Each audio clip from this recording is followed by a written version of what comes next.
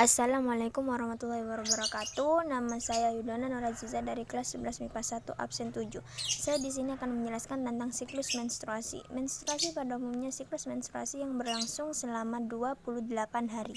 Dan siklus menstruasi terdiri atas 4 fase, yakni fase menstruasi, fase pra-ovulasi, fase ovulasi, dan fase pasca ovulasi.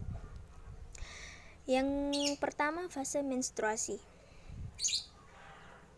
Fase ini terjadi apabila ovum tidak dibuahi oleh sperma. Dalam keadaan tersebut, korpus luteum akan menghentikan produksi estrogen dan progesteron.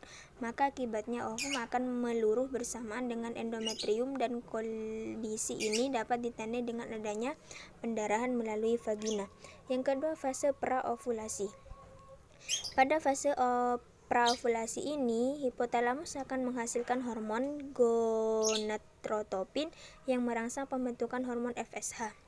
FSH akan membuat rangsangan pembentukan folikel yang mengelilingi otot primer hingga matang. Ovum matang yang diselubungi folikel disebut dengan folikel de Graaff.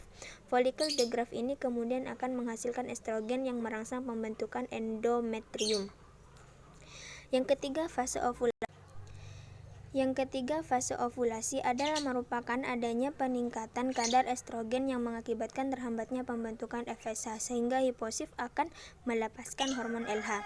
LH sendiri ini berperan untuk merangsang ovulasi, dan ovulasi biasanya terjadi pada hari ke-14 dihitung sejak hari pertama menstruasi. Sedangkan pada saat ovulasi, oosit sekunder terlepas dari folikel.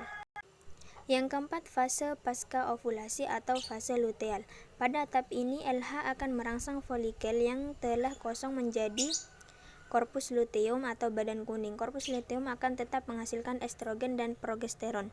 Sedangkan progesteron sendiri melakukan kerjasama dengan estrogen yang memacu pembentukan endometrium.